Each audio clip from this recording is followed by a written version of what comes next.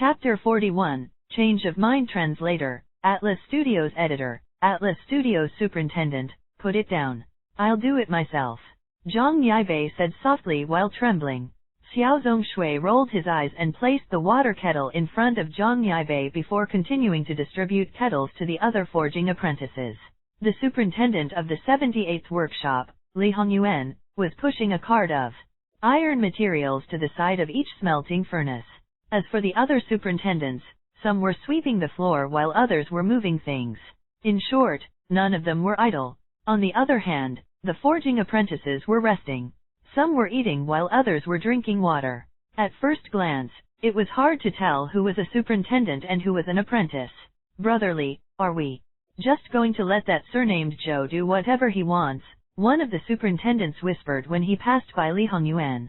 He appeared angry, and there was a murderous look on his face. As workshop superintendents, although their positions weren't high, they were the highest authority in their own workshops. When had they ever done something like this? In their workshops, were these forging apprentices even worthy of serving them tea, or what? Li Hongyuan revealed the whites of his eyes. That surnamed Joe is throwing his weight around now. We offended him before. If we let him catch us again, will we be able to bear the consequences? Li Hongyuan carried a basket of iron off the cart and placed it beside a smelting furnace. He was fat to begin with, so when he got busy, he started sweating profusely. In just 2 days, he felt as though he had done all the work he had to do in his life. Every day, Zhou Shu would call them before dawn, and he would only let them leave at midnight. Their daily work time was longer than that of these forging apprentices. They had almost no time to rest. As soon as they finished their job at hand, Zhou Shu would immediately arrange other work for them. He even controlled their mealtimes and bathroom breaks. If they didn't want to do it, fine. They would have to explain it to Great General Meng themselves. On the other hand, these forging apprentices didn't need to do anything. The only thing they needed to do was receive Zhou Shu's training and learn some weapon forging techniques that they didn't understand. Superintendent Li, after distributing the iron, go prepare lunch. Zhou Shu's voice came from afar. Anger flashed across Li Hongyuan's eyes, but his rationality still made him reply loudly, got it. Superintendent Xiao, hurry up. Everyone is sweating so much. If we don't hydrate ourselves in time, our energy will drop. At that time, who will be responsible for the delay in forging? Xiao Zongshui suppressed his anger and sped up distributing the water kettles. Zhou Shu paced back and forth in the factory like a supervisor and occasionally reprimanded the superintendents. These workshop superintendents were afraid that Zhou Shu would complain to Meng Bai, so even though they were upset, they didn't dare to say anything. Seeing this, Zhang Yibei and the others had mixed feelings. On the one hand, the people who had oppressed them in the past were now serving them, making them feel rather pleased. On the other hand, while being served by these people, they also felt uneasy. Would they get revenge later? Everyone, take the time to rest. We still have to continue. Zhou Shu clapped his hands and said loudly, in order to complete this mission, Superintendent Xiao and Superintendent Li have sacrificed a lot. Everyone must cherish this opportunity. No matter what, we must complete this mission. Don't worry, Superintendent Zhou. We'll do our best. Zhang Yibei and the others exclaimed. That's right. The leaders had already lowered their statuses and helped them with their chores and whatnot. What reason did they have not to work hard? Xiao Zongshui, Li Hongyuan, and the others cursed in their hearts. Are we doing it willingly? It's all because of you, bastard Zhou Shu, ordering us around like bulls and horses? Dear superintendents, everyone knows how much you have sacrificed for the mission. Thank you. Zhou Shu continued. Thank you for your hard work, superintendents. Zhang Yibei and the others shouted sincerely. Damn it! Xiao Zongshui, Li Hongyuan, and the others cursed. But they also all felt strange in their hearts. It wasn't that they didn't know the forging apprentices scolded them behind their backs, but what did it matter? When Zhang Yibei and the others thanked them for their hard work, they could tell that they were sincere. They suddenly felt that the forging apprentices weren't so vulgar and rude. They could see that the superintendents were working hard. It's all for the mission. Li Hongyuan smiled and waved his hand. Go do your work. Zhou Shu said angrily. You're just a laborer undergoing reformation through work. Do you really think you are the leader of an inspection team? Why don't you say that you are serving the people? Li Hongyuan was a little embarrassed as he continued moving the iron materials. Xiao Zongshui and the others secretly laughed. He was asking for trouble for trying to steal the limelight from Joshu. In the factory, everyone got busy again. Not a single person was idle here, including Joshu himself. 3,000 huben sabers, 1,100 refinements ring pommel sabers, and 500 refinements ring pommel saber in a month was almost an impossible task. They would definitely not be able to complete this mission in such a short time if they used regular methods. Therefore, Joshu could only take a different path and apply the method he had used when forging huben sabers for the huben troops. It was impossible for forging apprentices to master how to forge the 100 refinements ring pommel saber and the horse-slaying saber in such a short time. Even the simplest huben saber among the three was something they had yet to master. Therefore, one person had to command the forging according to the forging formula, and then the forging apprentices would follow this person's instructions, just like what Joshu had done before. But doing this wasn't an easy task. First, the person in charge had to familiarize himself with the forging process. In order to complete the mission, the 30 or so people in the current 0th workshop were definitely not enough. As for Joshu, he didn't have the energy to train more people, so he planned on training Zhang Yaibei and the others and then getting them to head to the various workshops to forge. Now, he wanted to teach Zhang Yaibei and the others first. Fortunately, Zhang Yaibei and the others had cooperated with him before, so they were quite familiar with his working style. Although they couldn't forge the huben saber independently, they were already familiar with the forging process. It wasn't a problem for them to command others to forge while looking at the forging formula. But they had never forged the 100 refinements ring pommel saber and the horse-slaying saber before, so Joshu had to see them forge them first before he could let them go without worry. The secret forging formula of the huben saber had already been recorded in the forging division. It was nominally owned by the 97th workshop. If other workshops wanted to forge it, they had to pay a fee to the 97th workshop. The money didn't belong to everyone. It was the property of the workshop. Even Xiao Zongshui was unable to embezzle it. He could only hand over the portion of the profits he had received to Joshu as a way to apologize for what had happened before. The Grand Minister, Yin Wuya, had promised that the ownership of the forging formula for the 100 refinements ring pommel saber would belong to Joshu instead of the workshop. Every time the forging division forged 100 refinements ring pommel saber, they would give Joshu some benefits. This was the real money maker. As for the horse-slaying saber, Joshu didn't enjoy such treatment. According to the rules of the forging division, the weapons developed by the forging apprentices in the forging division's workshops belonged to the forging division. The forging apprentices would receive a reward, but they wouldn't have all the rights to the forging formula. The horse-slaying saber was like the huben saber. The ownership belonged to the forging division, and the patent fee would go to the 0th workshop. Although Joshu was the superintendent of the 0th workshop, the 0th workshop's money was a bit different from his personal money. For these matters, the forging division had its own set of rules. By handing over the forging formula to the forging division, Joshu didn't need to worry too much about the subsequent matters. To him, he wasn't too concerned about these benefits. Regarding money, it was okay as long as he had enough to spend. He was going to become a divine craftsman in the future. He didn't have to worry about not being able to earn money. Right now, the most important thing was to rely on the forging division to promote the weapons he forged and increase his cultivation. Only by becoming stronger could he feel safe in this world. While teaching Zhang Yaibei and the others how to forge the 100 refinements ring pommel saber and the horse-slaying saber, Joshu also forged several horse-slaying sabers. In the legendary Armament Canon, he had forged enough huben sabers and 100 refinements ring pommel sabers, but he was still lacking in horse-slaying sabers. And thus far, the horse-slaying saber had yet to complete a kill. What kind of benefits would it bring? Joshu was looking forward to it. The huben troops sure are unreliable. After the last time, they didn't kill any more enemies.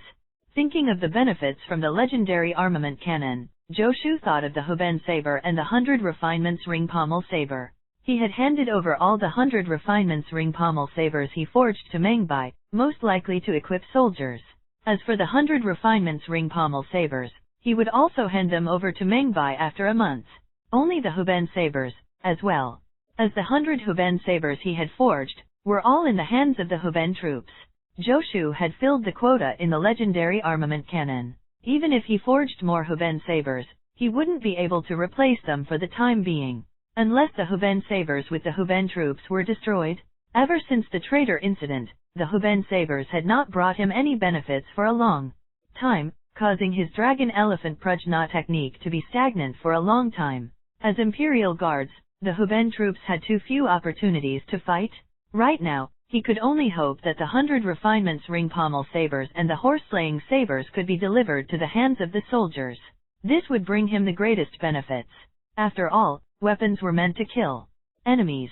Joshu now understood that the numbers in the legendary armament canon were a protective mechanism. Once they were full, the weapons he forged later wouldn't give him any benefits even if they completed kills. Only if one of the first 100 weapons was damaged would another one be able to fill up the quota. Thus, Joshu had now set a rule for himself. As long as the numbers in the legendary armament canon were full, he would no longer continue to forge that weapon. Only when there was a shortage would he forge one. After all, he was already a workshop superintendent, so there was no need for him to do any useless work. Zhang Yibei, sixth brother Wu, everyone gather. Joshu shouted.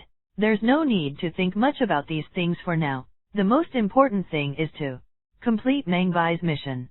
Chapter 42, Don't forget what it's like to be human after being a slave for too long. Translator, Atlas Studios Editor, Atlas Studios Superintendent Joe, why do we have to carve a zero on the handles?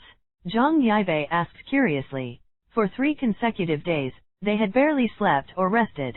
From the moment they opened their eyes, they began to forge weapons with Zhou Shu, and they only stopped late at night.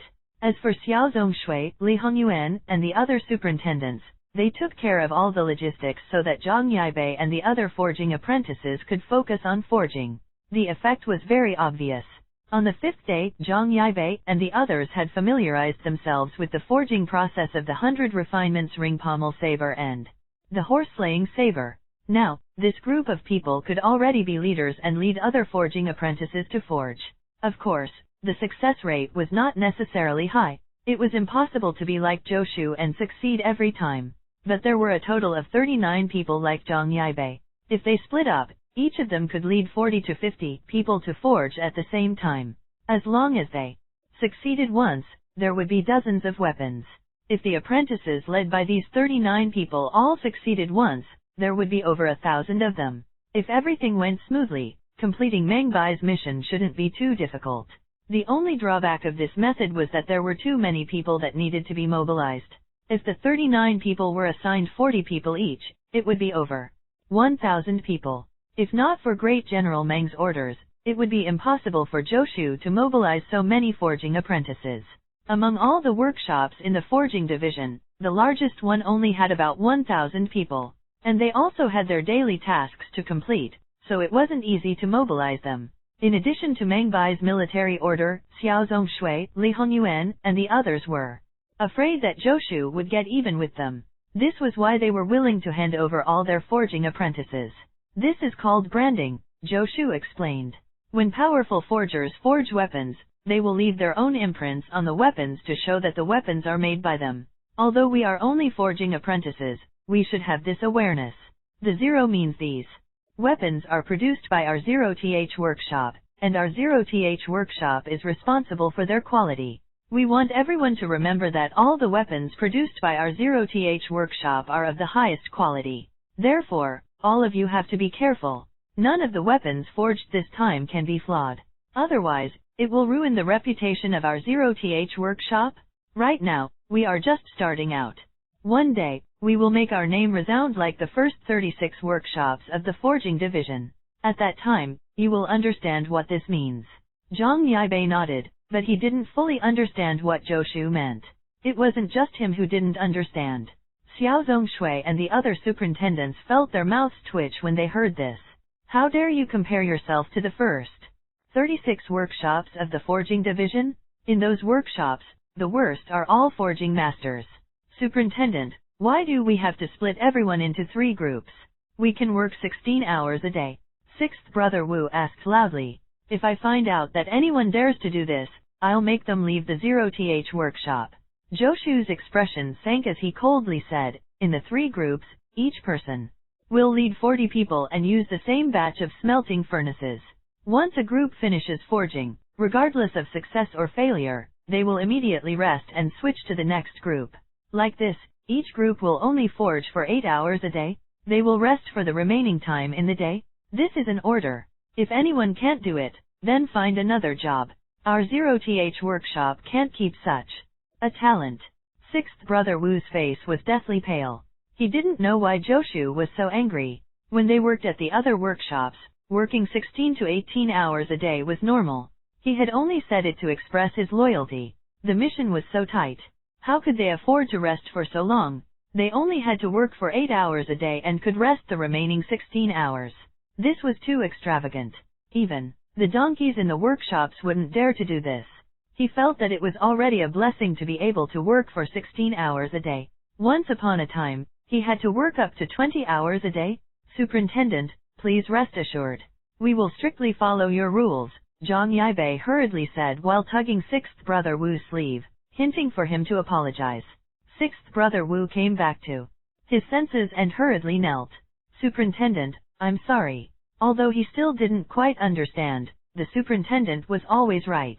The superintendent would never be wrong. Get up. Joshu said. I've said it before. You rely on your skills to make a living, not on anyone's favor. Don't kneel so easily. Don't forget what it's like to be human after being a slave for too long. The forging apprentices kept quiet out of fear. They didn't even dare to breathe loudly. In the distance, Xiao Zongshui, Li Hongyuan, and the others also looked at each other in confusion. Zhang Yaibei and the forging apprentices couldn't figure it out. As superintendents, they couldn't figure it out either. To let the forging apprentices work for only 8 hours a day and rest for 16? Were they mobilized to enjoy themselves? If forging apprentices worked this way, how could they complete their forging tasks? Who would do it? With such working hours, it would be strange if they would be able to forge 3,000 huben sabers, 1,100 refinements ring pommel sabers, and 500 horse-slaying sabers a month. Superintendent Zhou was really daring. They were already at this juncture, yet he only allowed the forging apprentices to work 8 hours a day. Even they didn't dare to say that they could rest 16 hours a day. Were they still considered forging apprentices like this? Such a relaxed life was probably comparable to that of forging masters and grand craftsmen. Joshu didn't care what these people were thinking. To him, forging was both technical and physical work. If forging apprentices worked too many hours a day, it would be harmful to their bodies. 8 hours of high-intensity physical labor was quite a lot of work. If they worked longer, it might not be obvious in a short period of time. But over time, the forging apprentices would definitely collapse. Didn't his predecessor exhaust himself to death like this? Therefore, Joshu came up with this 3-shift system. The smelting furnaces wouldn't stop, and the 3 waves of forging apprentices would take turns working. At any other time, he might not have been able to make such a bold attempt. After all, if it was just the 0th workshop, even if he wanted to improve the conditions of forging apprentices, he wouldn't risk failing the forging mission. It was different now. With General Meng's mission, he could mobilize all the resources from the 37th to the 108th workshops, including manpower. This allowed him to have enough forging apprentices. Even if there were 3 shifts, he could guarantee that there would be enough people forging at the same time. Only then could he ensure that he could complete Great General Meng's mission.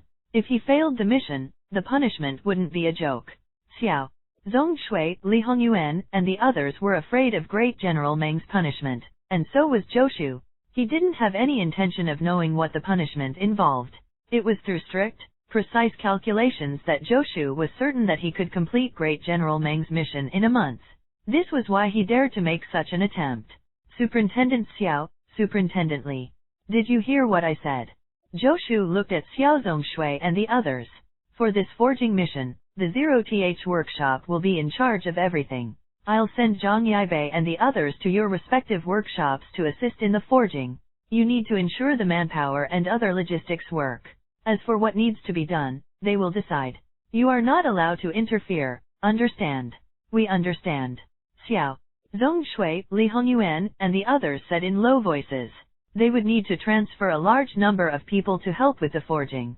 This way, their workshop's daily forging tasks would be somewhat difficult to complete. From the looks of it, they could only increase the number of tasks for the other apprentices. Joshu's gaze fell on the superintendents, and he immediately guessed what they were thinking. He had already considered this problem when he decided to mobilize so many people from their workshops. I've already reported this to the great general. All the people I've taken away will be exempted from their original forging tasks within this month, Joshu said in a deep voice. So you don't need to think about oppressing the other forging apprentices. No, Xiao Zongshui. And the others smiled awkwardly. We just think that your management method might be effective, Superintendent Zhou. They actually couldn't understand why Joshu would do this. Even though Joshu had explained to them that this would be better for the forging apprentices' health and allow them to work for a few more years, Xiao Zongshui and the others didn't care. If the forging apprentices were exhausted, they could just recruit more people. In any case, there was no need to worry about not being able to recruit people for the forging division's workshops. At most, it would take some effort to train them again. Although Xiao Zongshui, Li Hongyuan, and the other superintendents had changed recently, it was impossible for them to completely get rid of their previous thoughts. What Joshu wanted to do was to make them treat forging apprentices as individuals.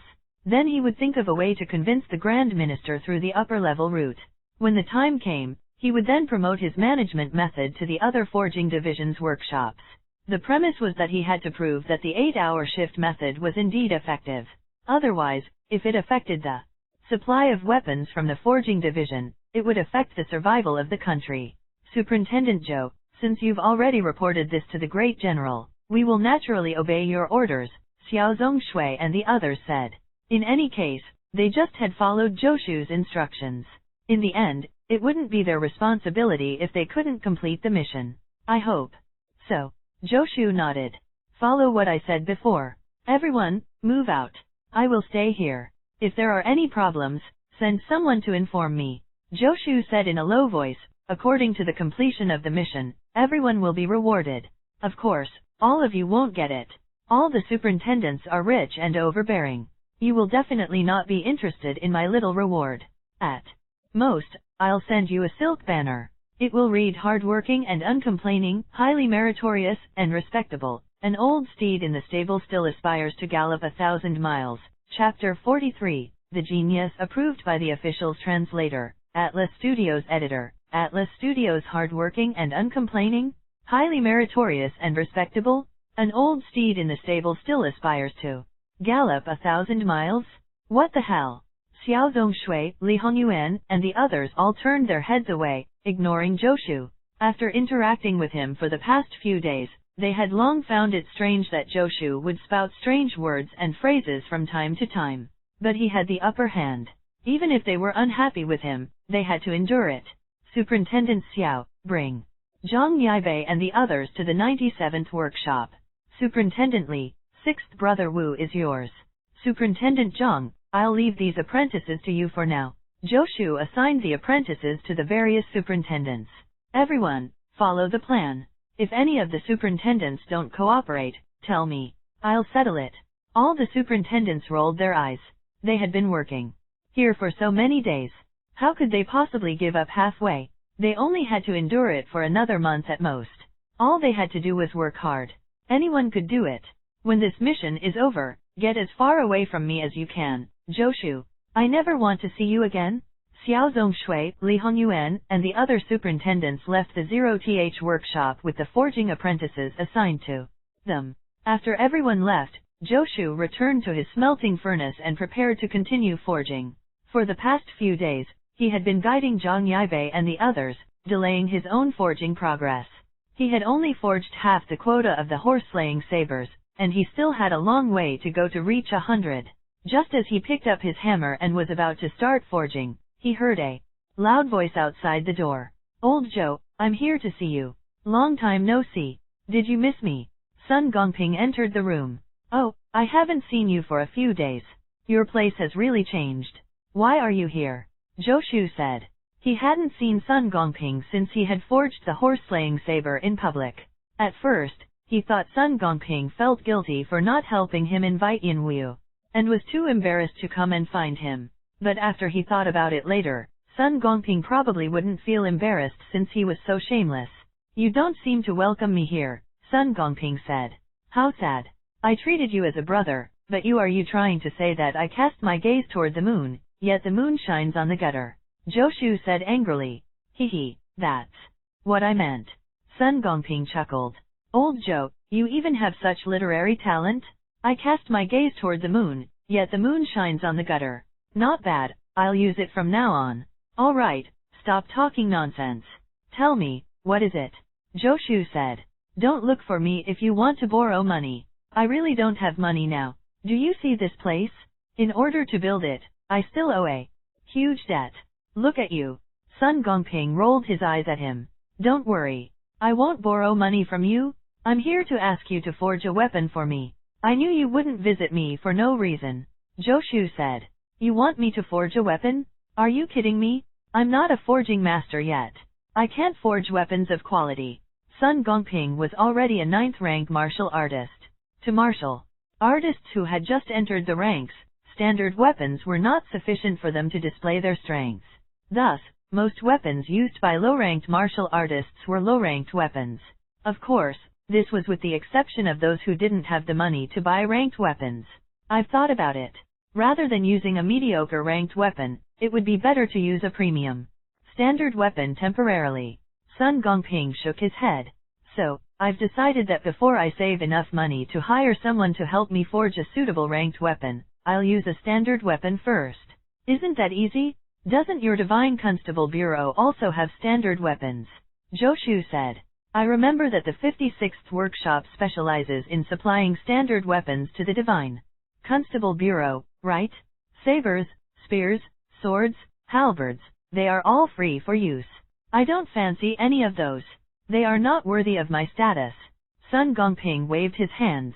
Old Joe, we have such a good relationship. Do you think you can help me forge a unique weapon? It should be mighty and domineering, worthy of my identity as a Divine Constable. Look, you helped the Huben troops forge the Huben saber. You helped Great Xia's cavalry forge the 100 refinements ring pommel saber, and even the infantry has the horse-slaying saber. Our Divine Constable Bureau is much richer than them. If you help us forge a unique weapon, we will definitely be able to offer you suitable compensation. Sun Gongping talked non-stop. Joshu was speechless. Say, Great Divine Constable Sun, do you think it's that easy to develop a weapon? Just because you want it? No, I can't do it. Joshu decisively refused. Don't do that. I came here to talk earnestly with you, Sun Gongping said. Right now, everyone is saying that you are a rare forging genius in Great Xia. Even His Majesty has acknowledged you. Isn't such a small matter easy for you? Joshu looked at Sun Gongping with a strange expression. His gaze made Sun Gongping uncomfortable. Why are you looking at me like that? Something is wrong? Something is very wrong. Joshu mumbled. What's wrong? Sun Gongping asked bewilderedly. This isn't your style. Joshu rubbed his chin. When have you, Great Divine Constable Sun, ever complimented me like this? If you praise me, the sun will rise from the west. Sun Gongping had always prided himself on being a genius. Since when did he ever praise others of being a genius? Old Joe, you're really heartless. Sun Gongping was aggrieved. I've always thought that you were very good at forging. Otherwise, why would I treat you as a brother? How can my brother be just an ordinary person? Stop. Joshu hurriedly said. He's still the same Sun Gongping? Tell me what happened first. What do you mean His Majesty has acknowledged me? Why did you suddenly come to me to help you forge a weapon? Sun Gongping was a proud and arrogant person. When Joshu suggested that he would help Sun Gongping forge weapons after he became a forging master, Sun Gongping had never agreed. To put it bluntly, this was because he didn't really believe in Joshu. Now that he had inexplicably come to find Joshu to forge a weapon, there was no way Joshu would believe that there was nothing going on. With Sun Gongping's vision, he didn't even think highly of ordinary forging masters. At the very least, only high-level forging masters were worthy of his attention. Why would he take the initiative to look for Joshu to forge a weapon? Old Joe, this isn't a good habit. Sun Gongping said. I'm here to deliver business to you. Why are you doubting me? Thank you so much, Joshu said. But right now, I'm too busy to take the Divine Constable Bureau's order. Why don't you hire someone else? Damn it. Sun Gongping muttered. I knew it wouldn't be that easy. Old Ma insisted that I come. Alright, I'll tell you. You'll find out soon anyway. His Majesty has already given you special permission to participate in next year's Great Xia military parade. You are the first forging apprentice allowed to participate in the military parade since the founding of Great Xia. If His Majesty didn't think you were a rare forging genius, he wouldn't have made such a decision. I know what Old Ma is thinking. He wants to build a good relationship with you before you make a name for yourself. I told him that it was unnecessary. We are brothers. Is there a need to build a relationship? While Sun Gongping spoke on and on, Zhou was stunned. He had also heard of Great Xia's military parade before. This was a grand occasion for Great Xia, and it was also a prelude to the 10 Nations Martial Arts Tournament. The 10 Nations Martial Arts Tournament was held once every 10 years, while Great Xia's military parade was held once every 5 years. This was a system that the Great Xia Imperial Court had set up in order to preserve Great Xia's martial arts. Next year was the year Great Xia's military parade and the 10 Nations Martial Arts Tournament would be held. Great Xia's military parade was divided into 2 parts. One was a military parade, and the other was a martial arts demonstration. The so-called military parade was the inspection of the weapons and equipment by the Great Xia Imperial Court. And the martial arts demonstration was for the 3 military forces of Great Xia to display their strengths. It was similar to the military parades in Zhou previous life. I'm from the forging division. Isn't it normal for me to participate in the military parade?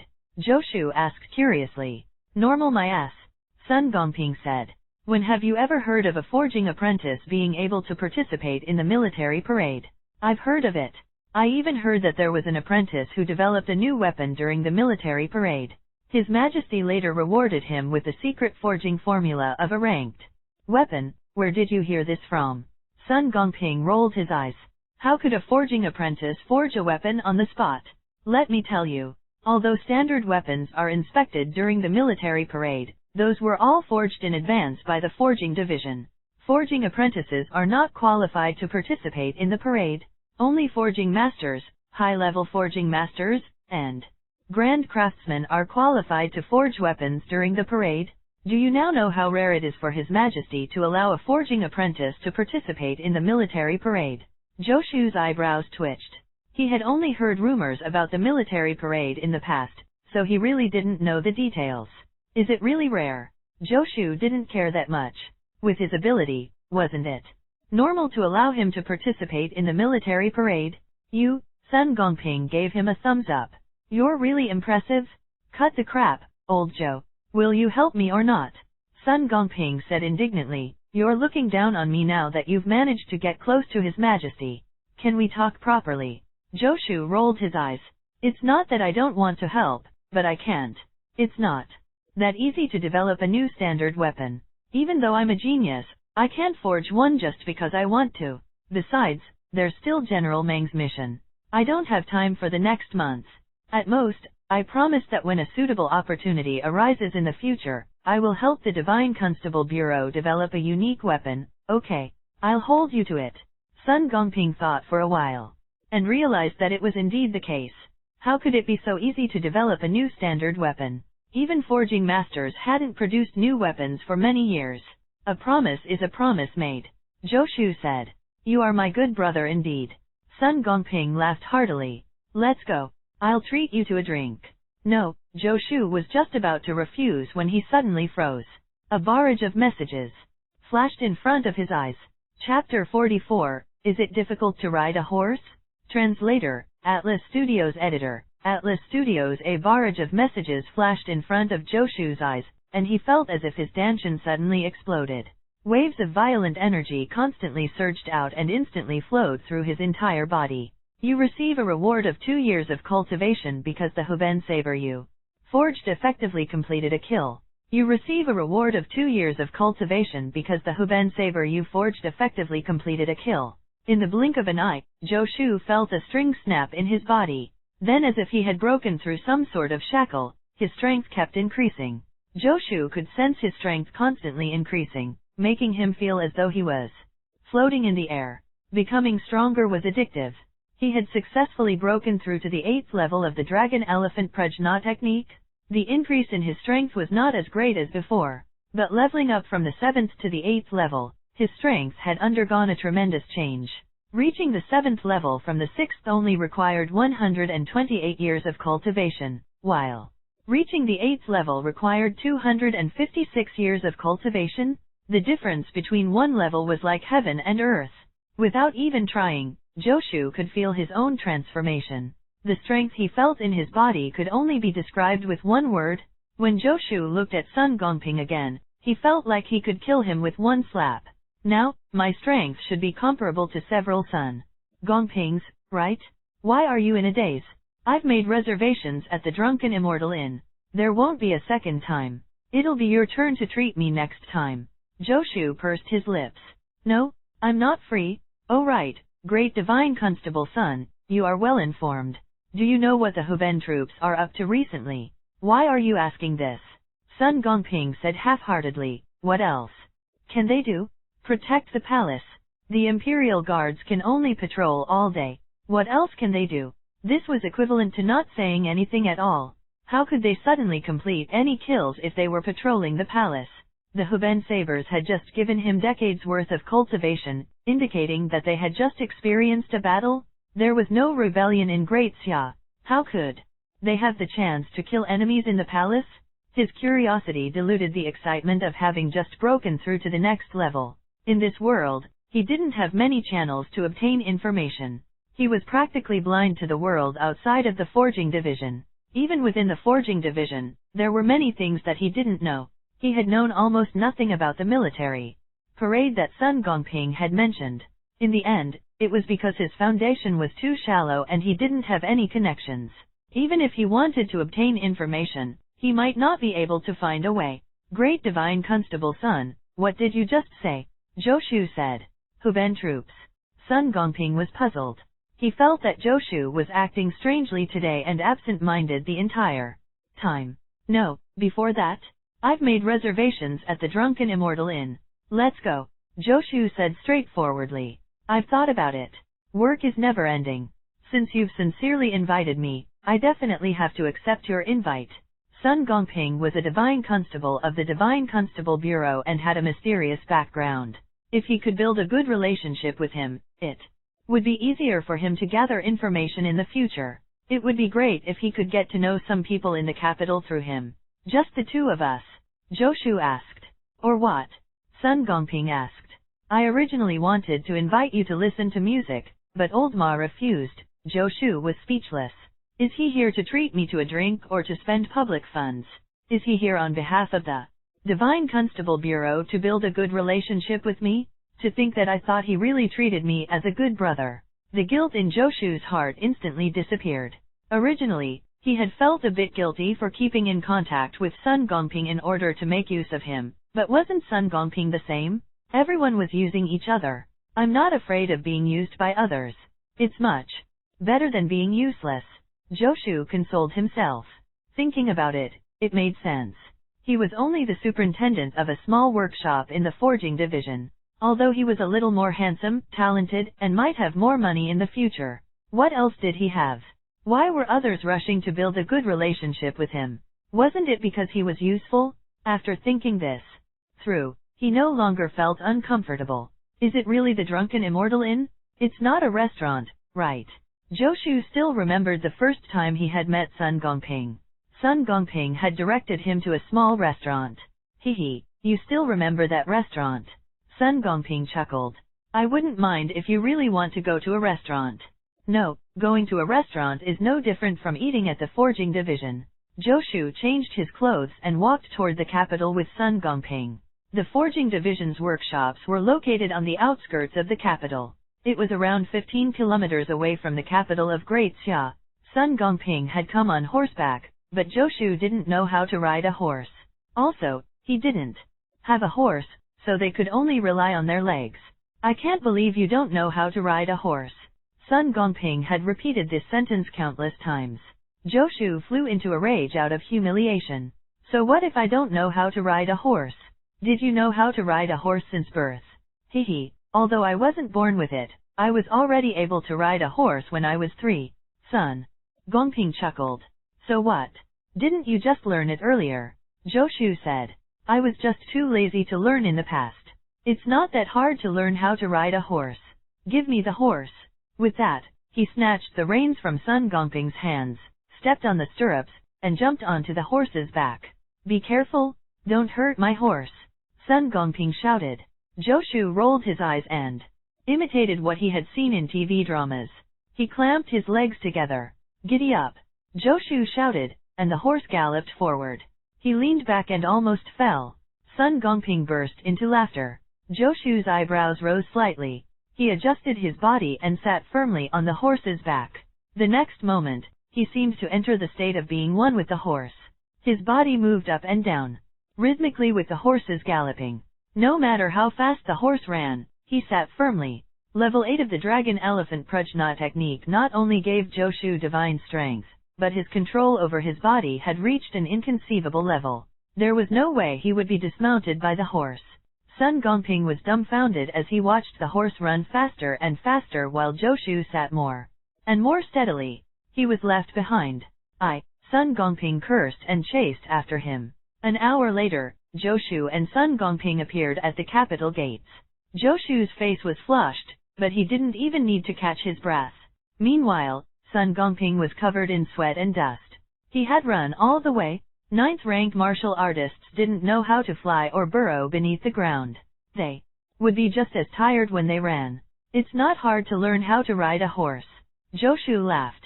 Great divine constable son, how about selling this horse to me? He felt that he really needed a horse. Otherwise, it would be too troublesome to travel between the capital and the forging division's workshops. I'm not looking down on you, Sun Gongping said. But this horse of mine is no ordinary horse. It's an authentic Great Way Dragon Blood horse. You can't afford it. Name a price. Maybe I can afford it, Zhou said. He didn't have much money now, but he had the ownership of the 100 Refinements ring pommel saber. This was a money tree. 1,000 taels of gold. Sun Gongping said. 1,000 taels of gold. Zhou was speechless. 1 tael of gold was equivalent to 100 taels of silver. 1,000 taels of gold was equivalent to 100,000 taels of silver. How many standard weapons would I have to forge to earn 100,000 taels of silver? A horse is actually so expensive. No way, I can't afford it. Move, get out of the way. The two of them were slowly walking on the road. Suddenly, there were loud noises behind them. Then a horse galloped over. Damn Sun Gongping pulled Zhou aside in time to avoid being hit by the galloping horse.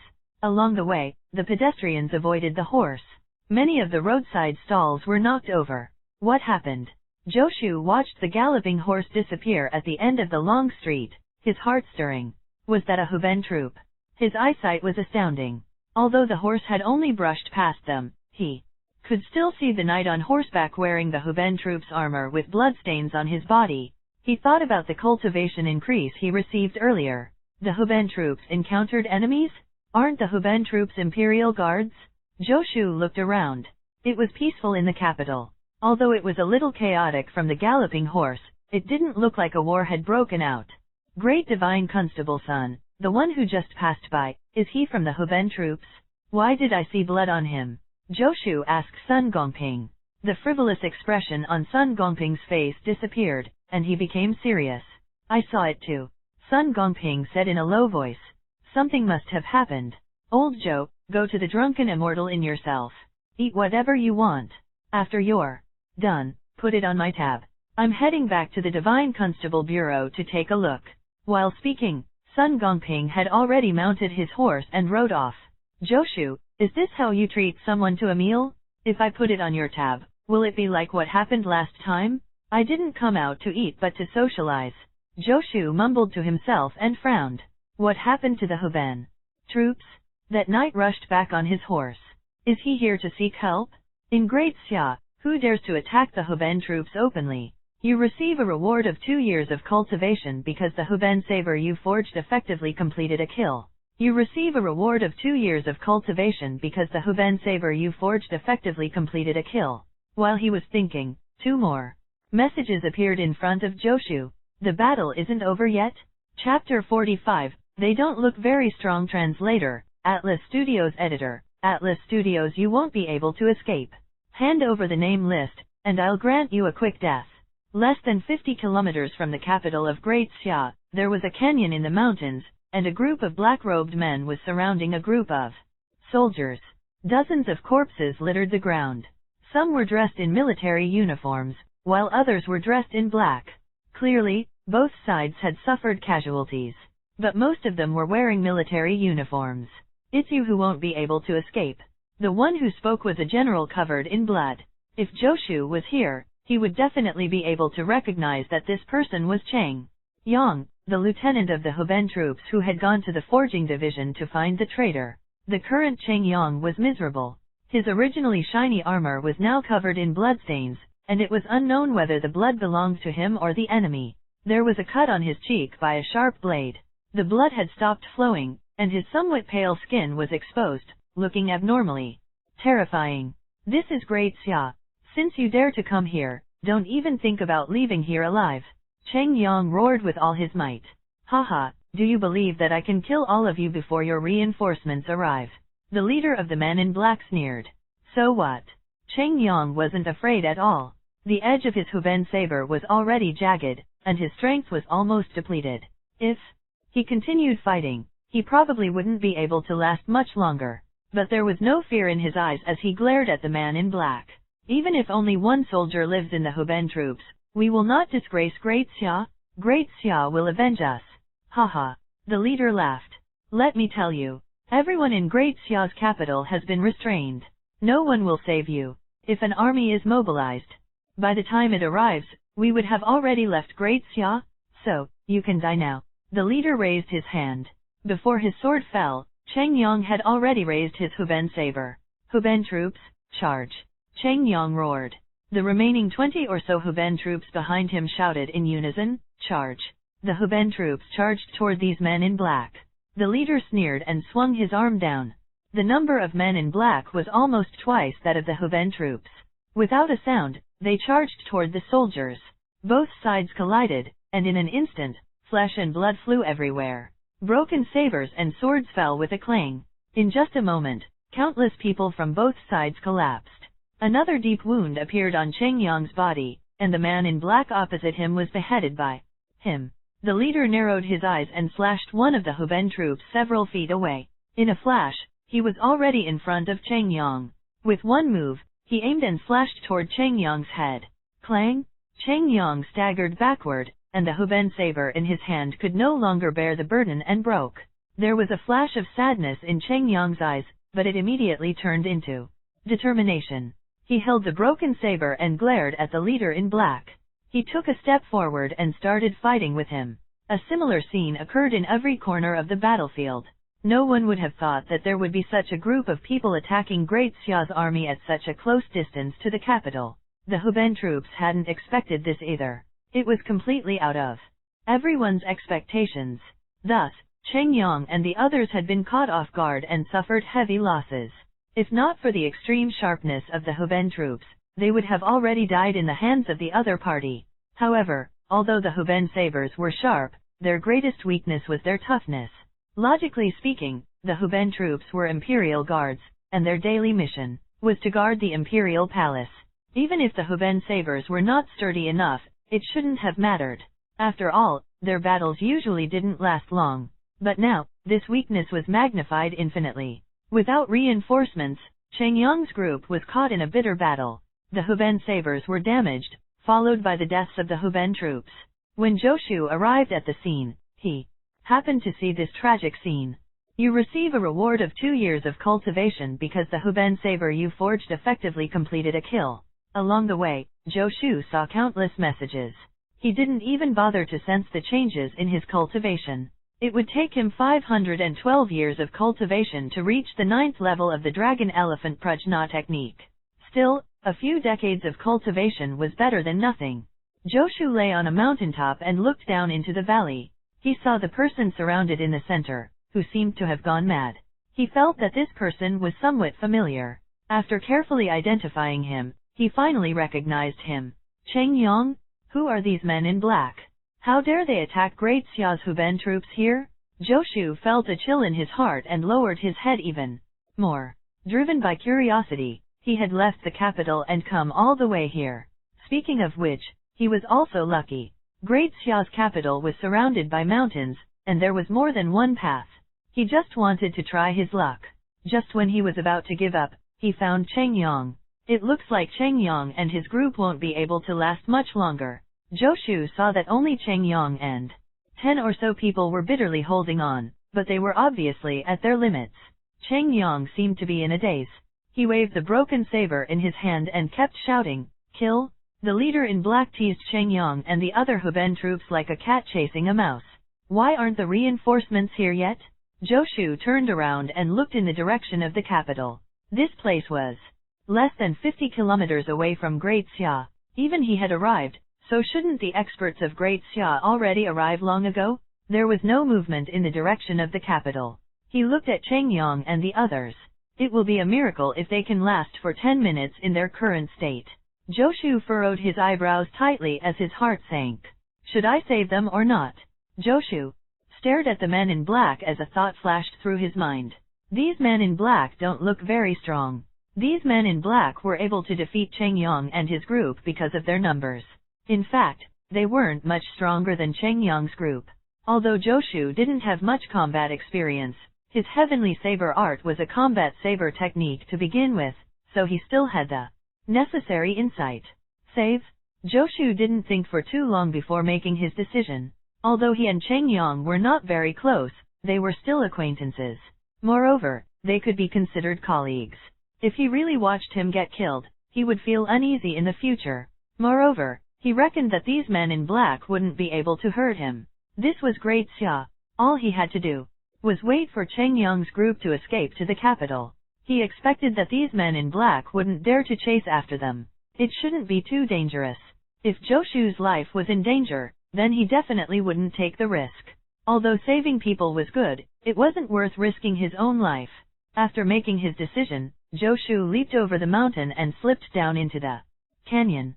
Below, the men in black were in the midst of finishing up the fight, and they didn't notice that someone had appeared behind them silently.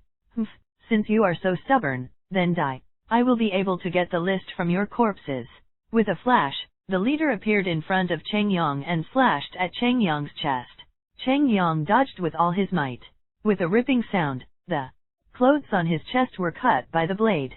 His stomach was almost split open. The list. Although he narrowly escaped, his expression changed drastically. A scroll stained with blood fell from his tattered clothes. He reached for the scroll. The leader in black laughed and slashed at his arm. Before Cheng Yang could grab the scroll, this slash would cut off his arm. The leader in black seemed to have already visualized the scene of his arm flying across the air, and a sinister smile appeared on his face. Ding! Suddenly, there was a flash of light. A broken blade flew out of nowhere and hit the leader's long blade. The leader felt a huge impact, and his arm went numb. The long sword in his hand was already gone. He retreated, his face filled with shock. Like a breeze, a figure appeared in front of Cheng Yang. The figure held the bloody scroll in one hand and a broken huben saber in the other. The leader's pupils contracted as he stared at this person. "Who are you? Are you from Great Xia?" The leader was bewildered. Didn't they say that the experts of Great Xia would be delayed for 2 hours? "Run. Leave them to me," a hoarse voice said. Cheng Yang was stunned for a moment before he realized that these words were directed at them. "Your Excellency, you are." He looked at the figure blocking in front of him and felt that he was somewhat familiar. But the other party had a cloth wrapped around his head, only revealing his 2 eyes and face. Joshu didn't answer and instead shouted, "Run! Leave the huben sabers behind and run to the capital." Cheng Yang's expression turned solemn. He wanted to say something else, but Joshu shouted again impatiently, "Get lost." Cheng Yang gulped. "Thank you." With a hoarse voice, he cupped his hands and threw the broken saber onto the ground. "Run."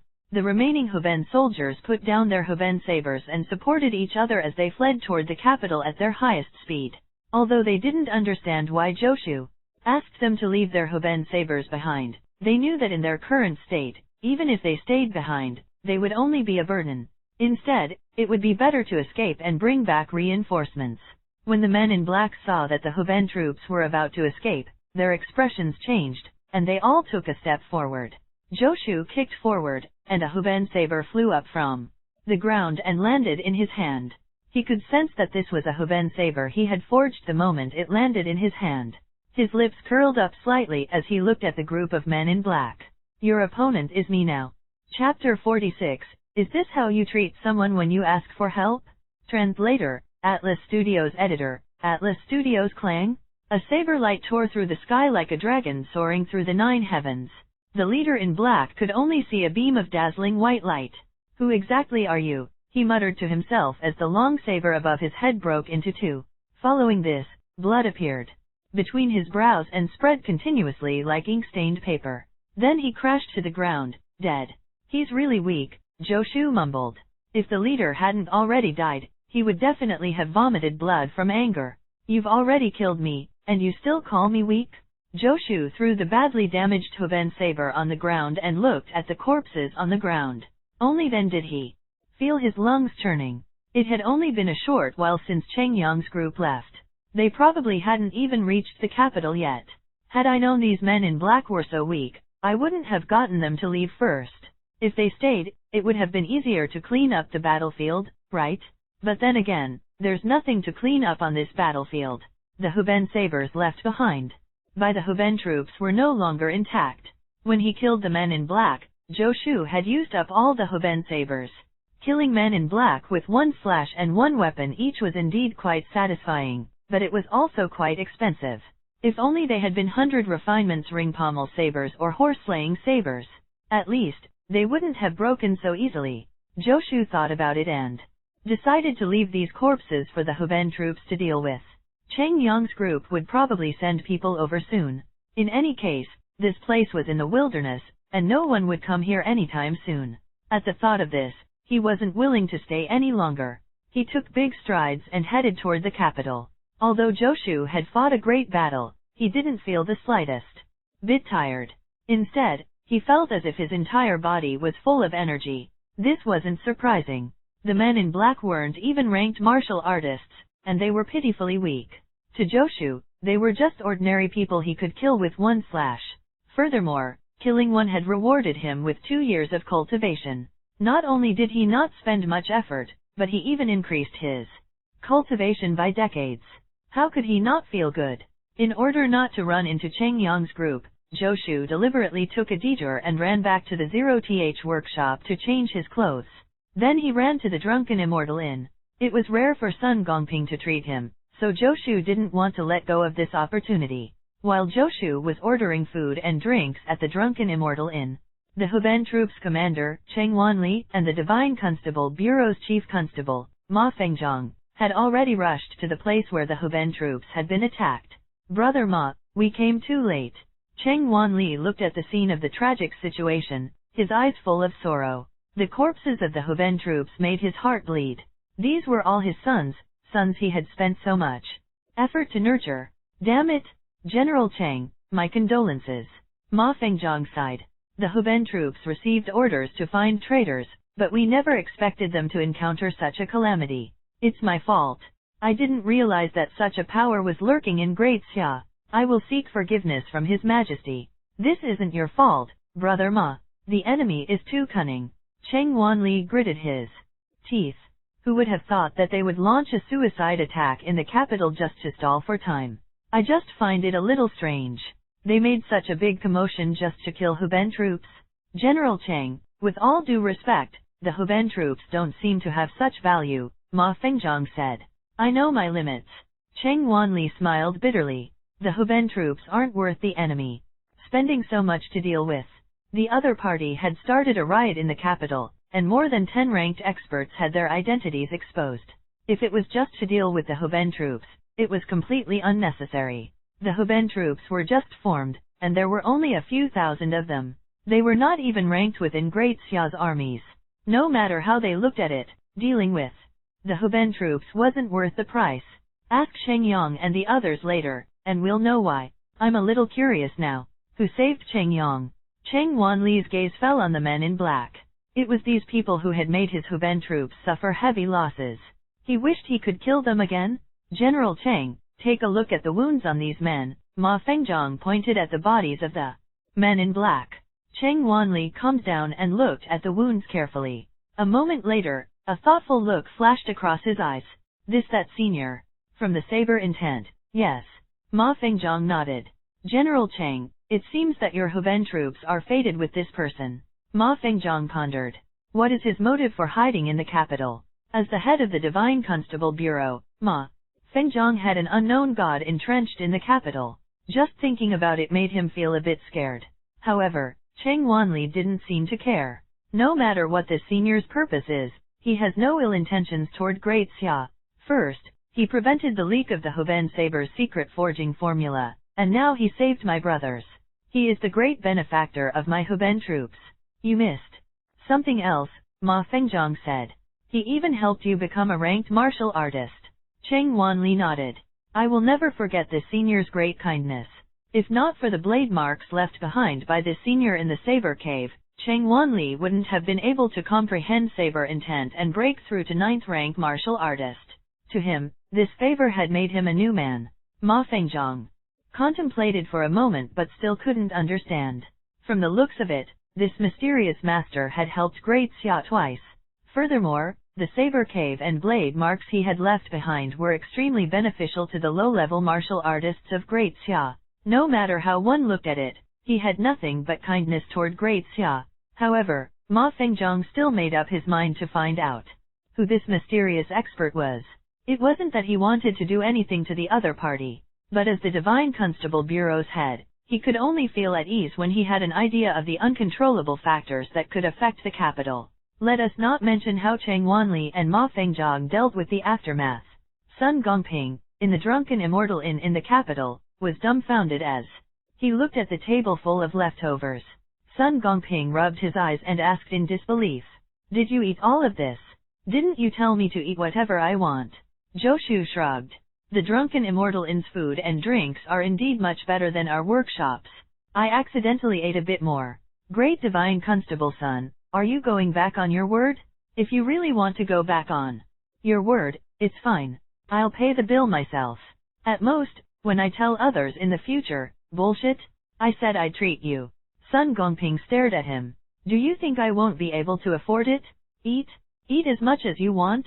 Are you full? If not, order more. Really? Sun Gongping was startled. Are you really going to eat more? Then, I'll order some more. Without waiting for Sun Gongping to speak, Zhou called the waiter over and ordered another 6 dishes. The common thing these dishes shared was that they were filling and expensive. Sun Gongping's heart was bleeding.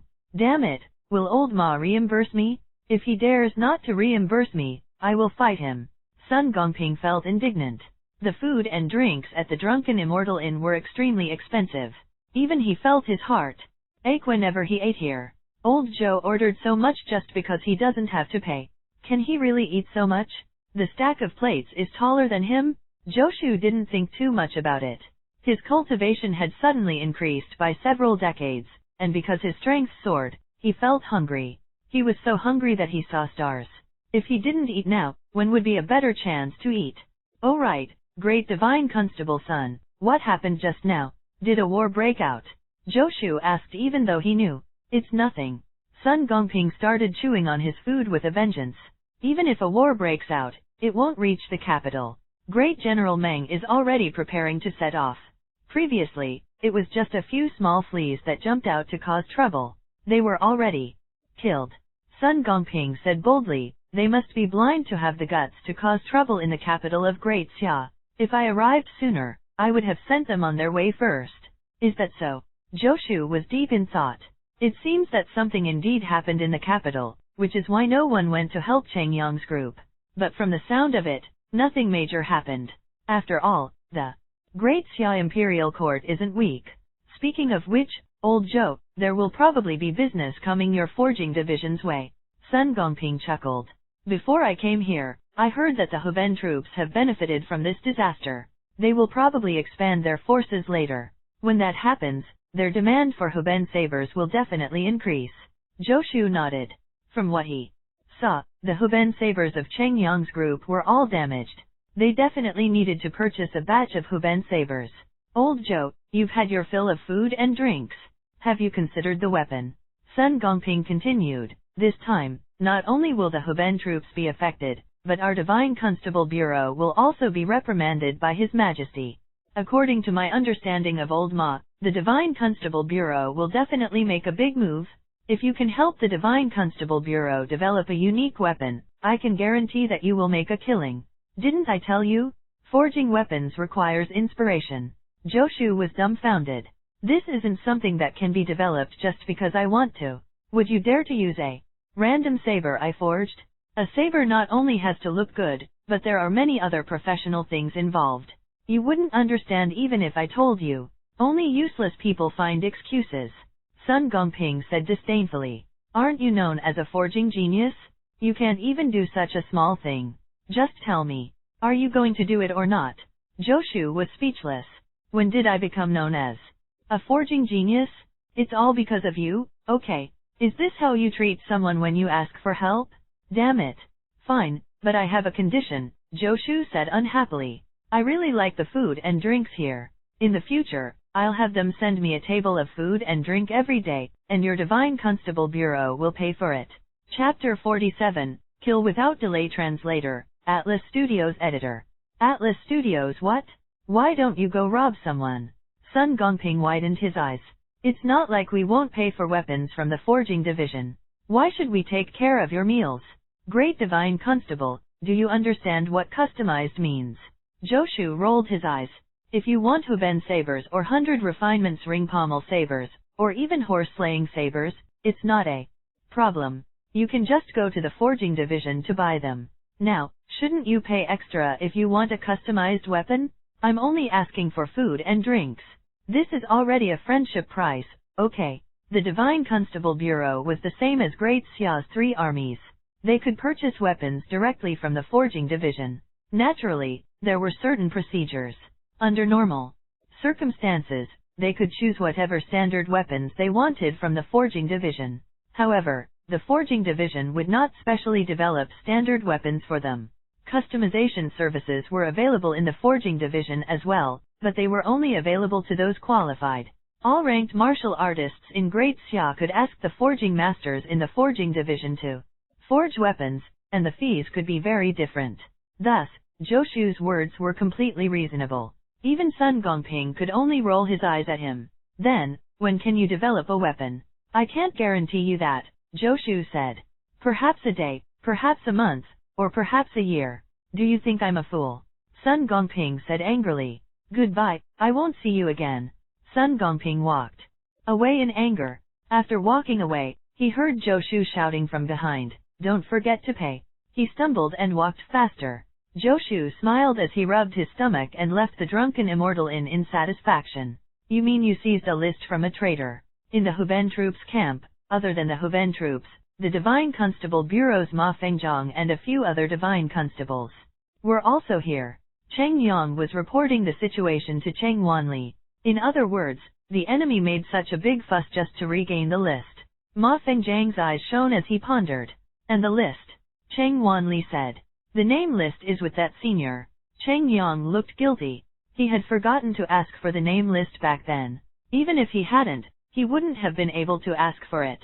Under those circumstances, Cheng Wanli was furious. Cheng Yang lowered his head in guilt. What kind of list is it? Ma Fengjiang asked. Have you seen the list? It's an assassination list, Cheng Yang said. At the time, I only saw a portion of it. I don't remember everything. It's an assassination list targeting the young talents of Great Xia. The talented martial artists and talented forgers are among them. Cheng Yang explained what he remembered. Ma Fengjiang and Cheng Wanli looked at each other and saw the shock in each other's eyes. If it was just a list of Great Xia's elites, they wouldn't be too surprised. However, Cheng Yang said that there were also specific assassination methods. Just based on what Cheng Yang remembered, the list included preparations done in advance for assassinations, as well as the hidden traitors around those people. The huben troops already killed so many traitors this time. I didn't expect there to be so many more hidden ones, Cheng Wanli muttered. This is unavoidable, Ma Fengjiang said in a low voice. Didn't Great Xia also plant many spies in various countries? We won't be able to get rid of all of them, even if we kill them all. There will be new spies before long. If what Lieutenant Cheng said is true, many people are in danger. If we can't get the name list, the consequences will be dire. Ma Fengjiang's expression was solemn. There were many talented people in Great Xia. If they had to protect each and every one of them, even if the Great Xia Imperial Court could do it, how much manpower and resources would it take? But if they left this issue alone, how many elites of Great Xia would die in the hands of their enemies? To Great Xia, this was absolutely an unbearable loss. Of course, they could also gather all the famous young talents of Great Xia together to protect them. But if that happened, it would affect the affairs of many of them. Furthermore, for how long would they need to protect them? The best way was to find the name list and get rid of the traitors on it. Lieutenant Cheng, let me ask you, did you see the person who saved you? Ma Fengjiang asked in a low voice. Originally, he only wanted to find the mysterious expert out of curiosity, but now, he had to find him. This list would affect the fate of Great Xia in the next few decades. No Cheng Yang shook his head. The senior's face was covered. Ma Fengjiang sighed. The other party is indeed unwilling to reveal his identity. It won't be easy to find this person in the capital. If such an expert wants to hide his identity, who can easily find him? General Cheng, we will split into two groups. The huben troops will continue to kill traitors. The Divine Constable Bureau will take action and try our best to protect all the known talents of Great Xia. I will enter the palace now and ask His Majesty for help. The 0th workshop. When Joshu returned, the first batch of forged weapons had already been delivered. Zhang Yaibei, sixth brother Wu, and the rest did not disappoint. More than half of them had succeeded. These forging apprentices could only forge once a day. If they succeeded, they would be able to forge a weapon. If they failed, they could only wait for tomorrow. However, as there were 40 people forging together, if they succeeded once, they could produce 40 weapons. This was also the benefit of unified forging. There are 200 huben sabers and 100 refinements ring pommel sabers, but not a single horse-slaying saber has been forged. Joshu wasn't too disappointed. The difficulty of forging the horse-slaying saber was higher than the first two, so it was normal that they didn't succeed on the first day. This time, in order to complete the mission, he divided Zhang Yaibei and the others into several groups. 10 of them were in charge of forging huben sabers. If they succeeded once a day, they would be able to forge 400 huben sabers in a day. 3,000 was no problem. There were 15 teams each in charge of the 100 refinements ring pommel sabers and the horse-slaying sabers. The 100 refinements ring pommel sabers required 1,000, while the horse-slaying saber needed 500. Considering the success rate of forging these two weapons, Joshu had placed most of his manpower on them. There was still more than half a month left. Based on the current situation, completing the mission wouldn't be difficult. He put the weapons, as well as the horse-slaying sabers he had forged, into the storeroom. More than half of the huben troops' sabers have been destroyed. I'll have to forge another batch to ensure that there will be 100 huben sabers that I've forged out there. I'm about to max out on the number of horse-slaying sabers. I wonder what the next weapon will be. Furthermore, the horse-slaying sabers haven't completed any kills yet. I wonder what benefits I'll get? Will it be a cultivation technique, saber technique, or something else? Joshu's heart was full of anticipation as he decided on the next day's forging task. Replace the huben sabers and max out the horse-slaying sabers? After returning to his room, Joshu was about to go to bed when he suddenly saw the dirty clothes he had thrown in the corner. The clothes he wore during the day had been stained with blood when he killed the men in black. I almost forgot about this. Joshu smacked his head and pulled out a bloody scroll from the pile of clothes. Those men in black attacked Cheng Yang's group for this, right? Previously, he had conveniently placed this item in his pocket. Afterward, he had forgotten to return it to Cheng Yang. When he changed his clothes, he had casually tossed it here and simply forgot about it. Out of curiosity, Joshu opened the bloody scroll. The scroll was made of silk, and the blood on it belonged to Cheng Yang or someone else. It had already been soaked. He opened it and saw that it was full of words. Lu Wenzhuang, the youngest daughter of the Lu family in Qingzhou of Great Xia. She broke through to the 9th rank at the age of 9, then she advanced 1 rank a year and became the youngest 3rd-rank grandmaster in the history of the land at the age of 15. There is hope for her to reach the 1st rank in the future. 10 years ago, Great Wei sent a girl into the Lu family, and she became Lu Wenchuang's personal maidservant. Zhou Shu's eyelids twitched. A 15-year-old third-rank grandmaster? Sun Gongping is only a 9th-rank martial artist at 18. How does he have the face to brag about being a genius? Speaking of which, Lu Wenchuang's personal servant is from Great Wei? Zhou Shu had just heard the name of Great Wei not long ago. Great Wei was one of the 10 nations on this land and was also an enemy of Great Xia. They wouldn't be so kind as to send a maidservant to a genius of Great Xia, right? Zhou Shu continued reading. Shi Songtao, 28 years old, a genius forging master. At 25 years old, he forged a ranked weapon, the Songtao sword. He became famous in one battle. Mi Zaiwen, 32 years old, a genius military strategist, suspected to be Meng Bai's successor. His coachman is the son of the Minister of War of Great Wei. Zhou Shu was shocked as he continued reading. On this list, it seemed that all the geniuses of Great Xia were recorded. What's the purpose of the details behind these geniuses' names? The son of the Minister of War of Great Wei came to Great Xia to be a coachman? Why did Great Wei plant so many chess pieces around these geniuses? Zhou Shu had seen spy movies in his previous life. No matter how dull his reaction was, even he could tell what was going on. It was obvious that Great Wei had planted spies around these geniuses to deal with them. The geniuses on this list weren't ordinary people. If they all died, the geniuses in Great Xia's would probably be all gone. Sun Gongping, 18 years old, the son of Great Xia's Marquis Wei Yiwen. His talent in the martial dao is outstanding. In order to strengthen his foundation, his father suppressed his cultivation base for 5 years. Now, he has broken through to the 9th rank and is making rapid progress. Within 10 years, he has a chance of reaching the 3rd rank. At the end of the list, Zhou Shu saw a familiar name. Sun Gongping is indeed a genius. The son of Marquis Wei Yiwen? The young Marquis? No wonder he knows Yinhuo.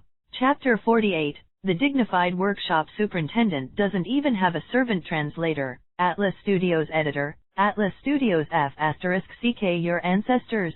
Who the hell wrote my name on it? Zhou Shu was furious. I've already kept such a low profile, yet they still discovered me? These bastards. What is the meaning of kill without delay? You want to kill me immediately? Zhou Shu subconsciously looked around. It felt as if an assassin would suddenly appear at any moment. Fortunately, there are no hidden spies around me. Even Sun Gongping's paragraph had a note of a traitor. Only his didn't. But after thinking about it, it made sense. The geniuses on the list all had extraordinary backgrounds, and they had been extraordinary since they were young, so Great Wei had planted spies around them. In the past, he was just an insignificant forging apprentice. Now, he had only become a superintendent for a few days. The other party might not have had time to plant spies around him yet.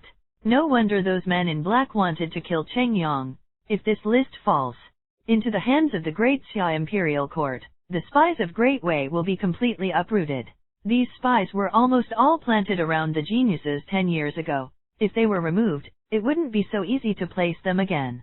Sun Gongping, I'm going to save your life this time. All it will cost you is a few meals. According to the list, Sun Gongping had a servant who was a spy from Great Wei. If the other party wanted to attack him, Sun Gongping would probably not be on guard. I have to find a way to return this list. Zhou Shu rubbed his chin as he pondered. Those bastards from Great Wei want to assassinate me. When would be a better time to deal with them if not now? He definitely didn't have the time or strength to deal with so many spies. He could only hand over the list and let the Great Xia Imperial Court handle it. I can't give it to them openly. It will be dangerous if the spies of Great Wei target me. Zhou Shu shivered. At the top of the list, Lu Wenhuang, a 15-year-old third-rank grandmaster, had been targeted. Given so, his current strength was definitely far beneath the other party. Now, he had already been targeted by the spies of the Great Wei even though he had only revealed his talent in forging. If he revealed his martial dao abilities, wouldn't the other party pay more attention to him? Zhou Shu didn't want the other party to pay more notice to him at all. He wished that the other party wouldn't notice him. Even a third-rank grandmaster may be assassinated. It seems I'm not strong enough. I need to be at least first rank to be safe. It looked like he had to speed up the progress of his forging. The huben saber had brought the dragon elephant prajna technique. and the 100 refinements ring pommel saber had brought the heaven saber art. He didn't know what the horse-slaying saber would bring him. General Meng will be heading out in a few days. If I give him the huben sabers, he will probably bring them to the front line. There will be more opportunities for them to complete kills than giving them to the huben troops. The same goes for the 100 refinements ring pommel sabers and the horse-slaying sabers. Joshu calculated in his heart. The more kills the weapons he forged completed, the more benefits he would receive.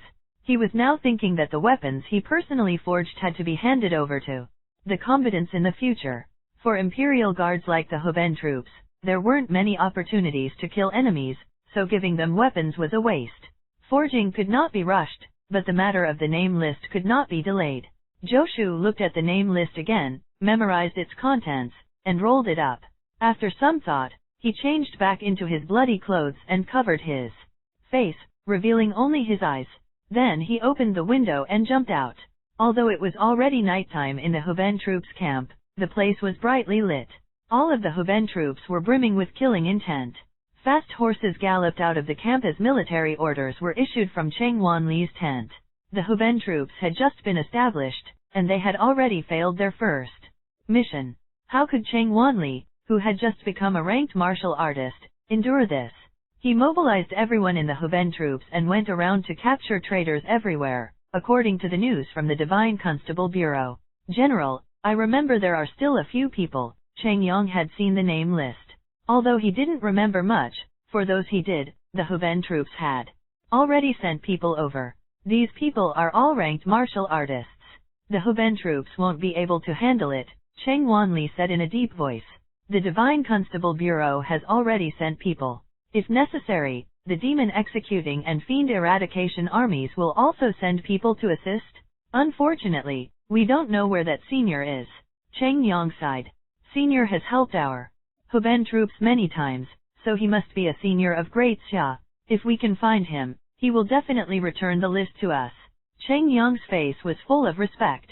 He now knew that after they left that day, the senior had killed all the men in black, killing them one by one with a single slash each. Simple and neat. This was equivalent to the senior taking revenge for them. Cheng Yang only wanted to kowtow in gratitude to him personally. Cheng Wanli shook his head. Senior's thoughts are elusive. Perhaps he doesn't care too much about the list. High-ranked martial artists had all kinds of personalities. Cheng Wanli couldn't guarantee the personality of the senior who had helped the huben troops several times. Ding! While the two of them were talking, a white light suddenly pierced through the tent and nailed onto the table beside Cheng Wanli. Cheng Wanli's body stiffened, not daring to move. Even if mountains collapse in front of you, your expression doesn't change. Great General, your self-cultivation is truly admirable, Cheng Yang exclaimed. Cheng Wanli cursed in his heart. Come my ass? I was scared silly. Okay. On the table, a dagger was stabbed several inches into the wood, and the blade was still trembling slightly. It was this dagger that had just passed over right above Cheng Wanli's head and been nailed into the table. Throughout the entire process, Cheng Wanli hadn't even noticed. In other words, if the dagger had been aimed at his vital points, he wouldn't have had the chance to dodge. Inside his own central tent, in the middle of his army, his life was actually in the hands of someone else. Cheng Wanli was furious. It seems the huben troops' training still isn't up to standard. He had forgotten that the huben troops and even all of the country protector army were made up of ordinary people. High-ranked martial artists were never their targets. Those people were dealt with by the demon executing and fiend eradication armies. Look at what it is. Cheng Wanli still felt that his limbs were numb and couldn't move. He snorted at Cheng Yang. Cheng Yang hurried over to take a look and was overjoyed. It's Senior. Cheng Yang yelled and walked out of the tent. Senior, please wait. Cheng Wanli's face darkened. He used to think that Cheng Yang was a steady fellow, but now, it seemed that he had been too kind to him. Cheng Wanli took a deep breath as the numbness in his body slightly lessened.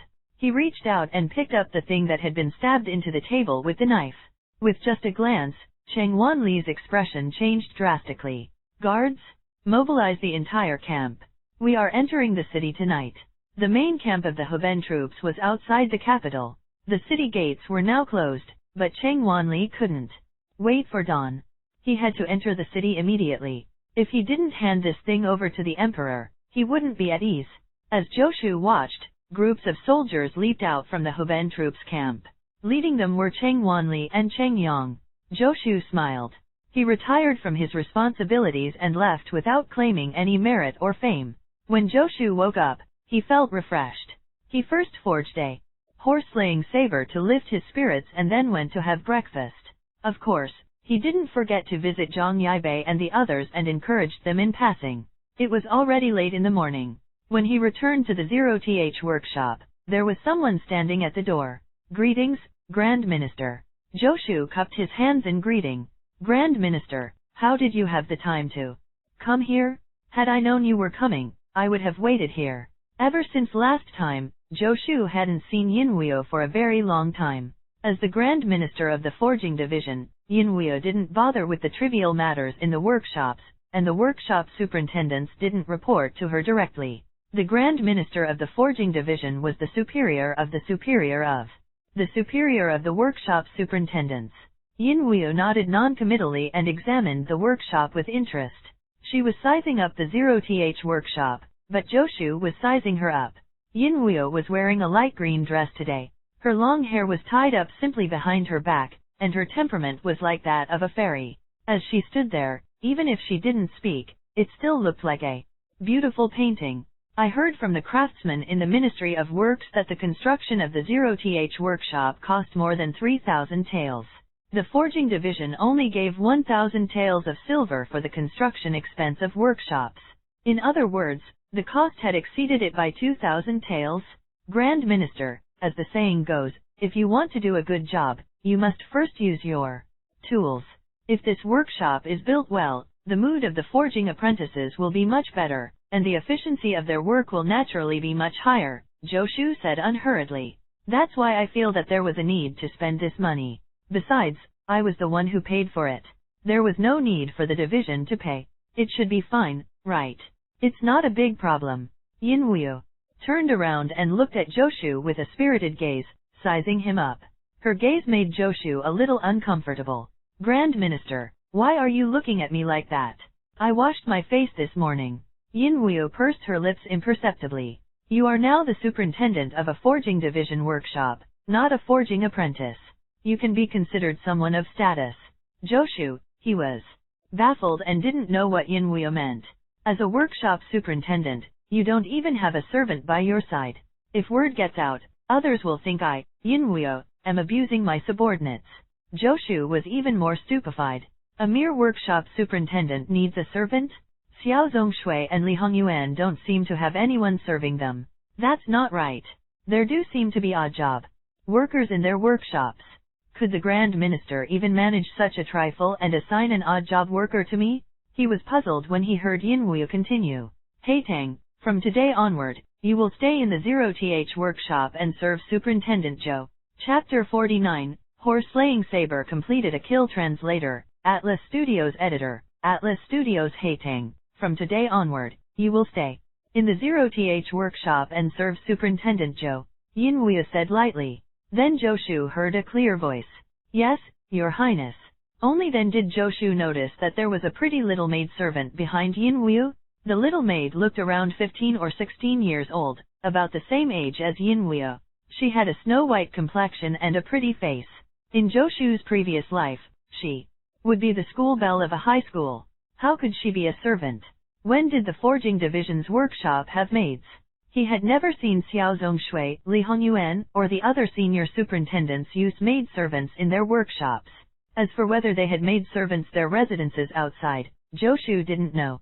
This wasn't the problem. The problem was, what was the meaning of the princess suddenly giving a maid to a small workshop superintendent? This maid was clearly Yinhuo's own maid. He remembered that in ancient times, there was a phrase called accompanying maid. Could Yinhuo like me? Joshu gave himself a slap, waking him up from his beautiful dream.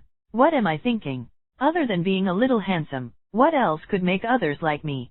Superintendent Zhou, why did you hit yourself? A crisp voice sounded in Joshu's ears. The pretty little maid was looking at him strangely. As for Yinhuo, she had already disappeared. This woman looked like a fairy, and her actions were like a fairy. She came and went without a trace? It's nothing. I just wanted to see if I'm dreaming. Joshu said perfunctorily. Then, do you want me to hit you? The maid was eager to give it a try. No, thank you. Joshu took half a step back and distanced himself from the not-so-reliable maid. Looking at the little maid, Joshu felt a headache. Yinwu didn't give me a chance to refuse and directly left her here. What should I do now? This was a workshop of the forging division, and there were men stinking of sweat everywhere. Wasn't a beautiful girl here too eye-catching? Those fellows liked to be topless when they were working. Some of them didn't even wear clothes. The thought of having this little maid face such a scene made Joshu's eyes burn. Should I leave her in my place? Usually, no forging apprentice dared to go to his own backyard. But then again, when he was forging, he would often not wear a shirt. He didn't mind being looked at, but the problem was that the other party was just a young girl. He would feel guilty. Your name is Haitang, right? Joshu said. I don't need anyone to serve me here. You can go back. I can't. Her Highness has ordered me. If I go back, I will be beaten to death, Haitang said bluntly. Joshu felt a headache coming on. Is she that cruel? All right then. Tell me first. What can you do? Joshu asked calmly. Can you cook? No. Do you know how to do laundry? No. Sweeping the floor? There are palace maids in charge of cleaning the palace. I've never done it before. Aren't you a maid? If you can't do it, then what can you do? I can dress Her Highness. Joshu was completely speechless. Is this a maid or a princess? She can't do anything, but you want her to serve me? Joshu suspected that Yinwu was deliberately targeting him. Go back. I don't need someone to dress me. If I go back, I'll be beaten to death. Haitang looked as though she was about to cry, and tears were welling up in her eyes. Joshu let out a long sigh. What the hell is going on? When Haitang saw Joshu's expression, a sly smile flashed across her face. When Joshu looked over, she frowned again. Her Highness said that I can warm the bed too. Joshu rolled his eyes. He wasn't a prick. He really couldn't do that to an underage girl. Stop, you can stay, Joshu said. But I'll be frank.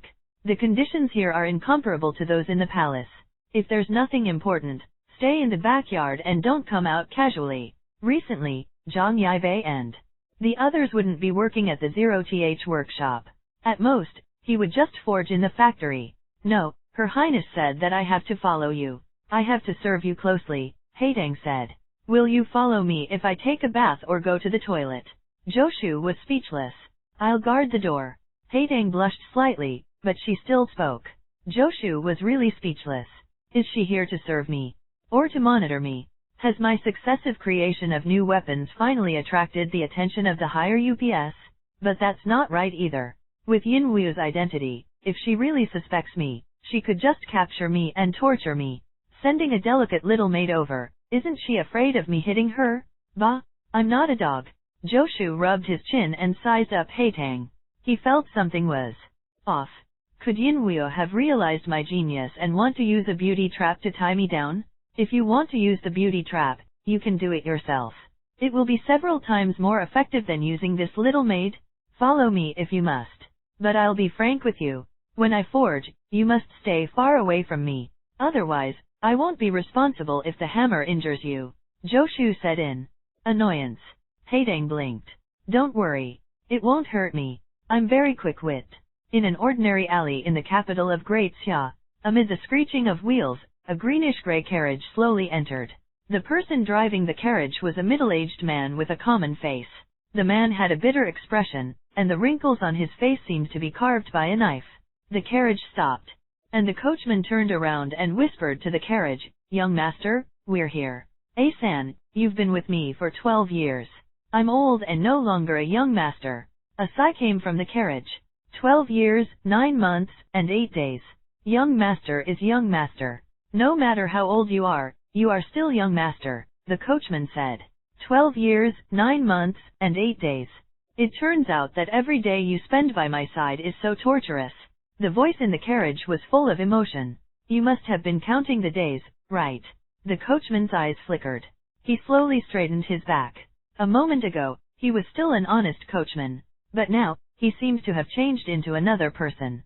He alighted from the carriage slowly, as if he was afraid of causing a misunderstanding. "Do you know?" the coachman said in a low voice. 11 years ago, I lost my footing and fell into a river. You were the one who saved me. That time, you almost sank to the bottom of the river. 9 years ago, I was assassinated. You used your body to block the assassin for me. The wound on your right shoulder probably left a permanent scar. 5 years ago, my old ailment relapsed. It was you who rushed 500 kilometers to invite the divine doctor back. 3 years ago, I was surrounded by barbarians on White Peak Mountain. It was you who desperately covered my retreat. You said that you don't fancy high positions or rewards, and you only want to be my coachman. I respected your thoughts. How I wish that all of this never happened. How I wish that this was still the time when I first met you. The voice inside the carriage wasn't answering. Instead, the man was speaking to himself. The coachman's eyelids drooped. You now know that I have ulterior motives. I've always pretended not to know, but now, I can't continue to pretend. The voice was full of sorrow. Son of the Minister of War of Great Way, you were originally also a young master, but you've been suffering by my side for 12 years. Why bother? Now that things have come to this, it's useless to say anything, the coachman said in a low voice. But I won't surrender just like that. Although you've never fought before, I know that you're not as weak as the rumors say. If I have to die, I'd rather die by your hands, the coachman said coldly. With a flip of his wrist, an arm-length dagger appeared in his hand. His aura continued to rise. 9th rank, 8th rank, 7th rank. In the blink of an eye, the aura emitted from his body was no weaker than that of a 6th rank martial artist. Come, let me see how powerful you are, the coachman shouted. Then he slashed forward with his dagger, and a dazzling blade light struck the carriage like a mountain. As you wish. In the carriage, these words were spoken with impact. Crack. The carriage seemed to be struck by an invisible force and exploded into pieces. An even more dazzling saber light suddenly shot out from the carriage. Boom! The two saber lights collided, and the impact dispersed into invisible forces that hit the walls on both sides of the alley, producing crackling sounds. The expression on the coachman's face froze. His eyes flashed with relief and guilt. Then a line of blood appeared between his eyebrows. Indeed, as he uttered his last word, his body collapsed to the ground, and his aura gradually dissipated. A scholarly man in his 30s appeared from the ruins of the carriage, carrying a saber that didn't match his disposition. Tears were flowing out of his eyes. Before they even fell to the ground, they were already evaporated by an invisible force. Have a safe journey, the elegant man muttered to himself. The next moment, he raised his saber and turned around to leave. The horse-slaying saber you forged effectively completed a kill. You are rewarded with the cultivation technique, the golden bell shield. The moment the coachman collapsed to the ground, Joshu, far away in the outskirts of the capital, suddenly saw a barrage of messages. Mysterious information instantly surged into Joshu's mind, causing him to freeze on the spot. Superintendent Joe, what's wrong? Are you all right? Haitang, who was following by Joshu's side, yelled when she saw him suddenly freeze on the spot. Joshu didn't notice that at this moment, Haitang was actually emitting the aura of a ranked martial artist.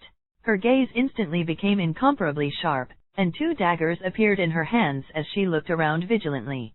Chapter 50, Something's Wrong. Translator, Atlas Studios. Editor, Atlas Studios. The Golden Bell Shield was cultivated both internally and externally, and it was the best defense in the world. It was divided into 12 levels. At level 12, not only was the golden halo indestructible, but it would also make one immune to water, fire, and poison. One could even go on without sleep and rest and have endless energy. All of the information regarding the Golden Bell Shield flashed through Joshu's mind. As soon as this information entered his mind, he broke through a barrier within his body. At the first level of the Golden Bell Shield, all the meridians in his body were unobstructed, and his true chi circulated freely. If he received a blow, the pain would be reduced by half. Joshu's Dragon Elephant Prajna technique was already at the 8th level, and his meridians had long since been cleared. The first level of the Golden Bell Shield was actually of little value to him, but the Golden Bell Shield could only show its true prowess after cultivating to the 6th level. The first level could only be considered better than nothing. This doesn't seem right. Joshu gradually digested the information regarding the Golden Bell Shield in his mind. He was somewhat speechless. First was the Dragon Elephant Prajna technique, then the Golden Bell Shield. Does the legendary Armament Canon want to develop me in the direction of a meat shield? The image of a muscular bald man who looked like a bronze statue of the Shaolin monastery appeared in his mind, and he shuddered. Something's wrong. I want to become a swordsman with fluttering white clothes. Dugu 9 swords, flying immortals. Any one of them would do. While cursing silently, Zhou Shu saw Haitang quickly hide her daggers. What are you doing? Nothing, Superintendent Zhou. I saw that you were in a daze and thought that you were plotted against. Haitang was composed, and her movements were natural. If not for Zhou Shu's exceptional 5 senses, he would have thought that he had seen wrongly. His gaze roamed across Haitang's body as he marveled inwardly. I have no idea where she hid the 2 daggers. I can't spot the slightest clue. This girl doesn't know how to cook or clean. I was wondering why Yinwuyo sent her to my side. So she's here to protect me? If Zhou Shu didn't know about the list, he probably wouldn't have thought of this. But he was the one who had personally handed over the name list of Great Xia's geniuses to Cheng Wanli. The imperial court must have taken action after obtaining the list. The other elites all had large families and businesses, and there was no lack of people protecting them. Only he, a forging apprentice, didn't have any backing. There were definitely no experts around him to protect him. Although the forging division's workshops were relatively safe, there was no guarantee that there wouldn't be spies of the other party lurking. To others, Zhou Shu was only an apprentice who had comprehended a bit of saber intent. His martial strength was almost 0, so Haitang was sent to be my bodyguard. If not for the outburst earlier on, I wouldn't have noticed her cultivation. Zhou Shu's own cultivation path was very different from this world's. Therefore, he wasn't very clear about the cultivation levels of the martial artists in this world. For example, he knew that there were 9 ranks of martial artists in this world, but he didn't know how these 9 ranks were divided. Zhou Shu was unable to determine what rank Haitang's cultivation was, but he was certain that her cultivation was inferior to his. Otherwise, he wouldn't have been able to see through her. With your small body, it remains to be seen who is protecting who, Zhou Shu thought. Even so, he still felt warm inside. In order to protect him, Yinwu even sent someone close to her. This meant that he wasn't abandoned. The Great Xia Imperial Court still remembered him. Great Xia isn't bad. Zhou Shu originally didn't have any sense of belonging to Great Xia. After all, he wasn't a person of this world. But now, his thoughts had changed slightly. The people of Great Xia were not bad. Superintendent Zhou, why were you in a daze just now? Haitang asked. She knew that some high-ranked martial artists had strange magical powers and could directly attack people's minds. It's nothing. I just suddenly had some inspiration regarding weapons. Zhou Shu found an excuse. You'll get used to it in the future. We're geniuses, and that's how it is. Inspiration often erupts. Is it an epiphany? Haitang said enviously. You can put it that way. Zhou Shu nodded. After this epiphany, I have a new idea about weapons. Perhaps I can forge a new weapon. I'm going to give it a try. Go out and stand guard. Don't let anyone disturb me. Otherwise, if you interrupt my train of thought, the forging might fail. He deliberately made the consequences more serious.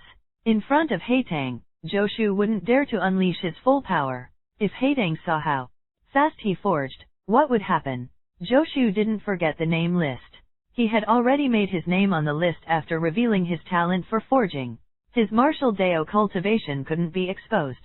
Although he didn't know what rank his current martial Dao cultivation was, he was certain that he was definitely at the top of the younger generation. As expected, when Haitang heard Zhou Shu say that he might fail if he was disturbed, her small face immediately became serious. I will guard the door. With me around, no one can enter. Haitang said seriously. Yes, you must guard it well. Zhou Shu nodded. Whether or not I can develop a new weapon will depend on you. Haitang instantly felt as if a burden weighing 1,000,000 pounds had suddenly fallen on her shoulders. Zhou Shu entered the factory and locked Haitang outside. The horse-slaying saber had completed a kill and achieved a breakthrough. Next, it was time to max out the number of horse-slaying sabers in the legendary Armament Canon. As long as the number of horse-slaying sabers became full, a new weapon would appear in the legendary Armament Canon. I wonder if the next weapon will be a ranked one. The great general's residence in the capital. The elegant man who had killed the coachman with the saber stood in front of Great General Meng respectfully. Have you settled it? Meng said calmly. Yes, Mi Zaiwen said respectfully. I have disappointed you, Teacher, I'd be disappointed if you weren't sad at all. Meng Bai shook his head. Humans aren't like grass or wood. How can we be emotionless?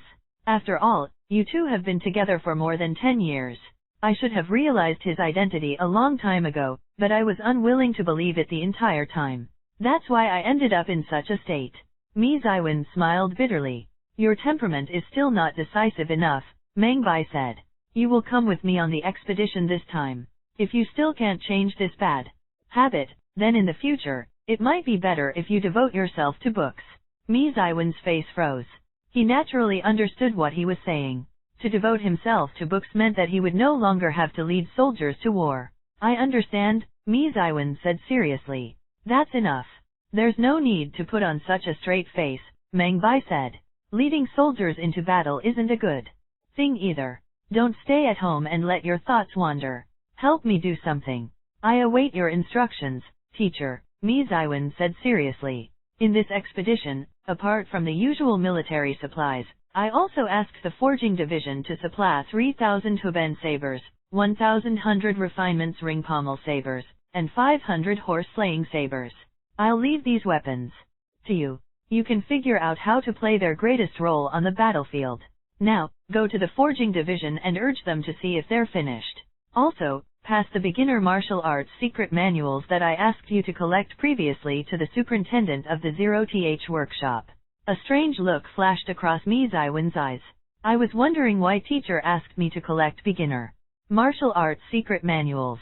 From the looks of it, teacher collected them for the superintendent of the 0th workshop. Who is the superintendent of the 0th workshop? How could he trouble teacher for such a small matter? In the past, teacher never cared about such things. Mi Zaiwen's mind wandered. For a moment, he even thought that the other party might be his teacher's illegitimate son. If Meng Bai knew what was going on in this student's head, he would probably directly expel him from his tutelage. I understand. Teacher, don't worry. I will personally hand the secret manuals to your Mi Zaiwen had almost blurted out your son. He quickly corrected himself. I will personally hand over the secret manuals to the superintendent of the 0th workshop. Teacher, do you have any message for him? That's it. Meng Bai waved his hand. He suddenly thought of something. In addition, bring my name card to Divine Constable Bureau's Ma Fengjiang and have him transfer a few experts from the Divine Constable Bureau to protect the superintendent of the 0th workshop for a period of time. His name is on the assassination list, but he's different from you people. He has just started learning martial arts and doesn't have the ability to protect himself. The country protector army isn't strong enough, while the demon executing and fiend eradication armies are experts in killing but amateurs when it comes to protecting people. The Divine Constable Bureau is more experienced in this. Meng Bai said with a deep voice, tell Commander Ma that before Great Xia's military parade, I do not wish to hear about anything happening to Joshu. Yes, teacher. Mi Zaiwen replied. He was increasingly certain that Joshu, the superintendent of the forging division's 0th workshop, had an extraordinary relationship with his teacher. The assassination list is full of Great Xia's elites. Why would a forging apprentice suddenly appear? If he's related to teacher, it would explain his talent. It would be strange if teacher's bloodline wasn't that of a genius. Mi Zaiwen had already perfected the entire logic in his heart. The more he thought about it, the more he felt that Joshu was his teacher's illegitimate son. As for why his teacher didn't acknowledge him, perhaps it was because of his own considerations. Even though his teacher held a high position in Great Xia, since ancient times, there had been countless cases where one's achievements caused jealousy from one's master. Although the current emperor was wise, who could guarantee what kind of personality the next emperor would have? Teacher, I have a few experts in my family. Should I send them to the 0th workshop? Mi Zaiwen added. No need. The Divine Constable Bureau is enough. Meng Bai shook his head. You just have to take care of yourself. Don't assume that the assassination will end just like that. Great Wei will not let you off. You are in greater danger than him.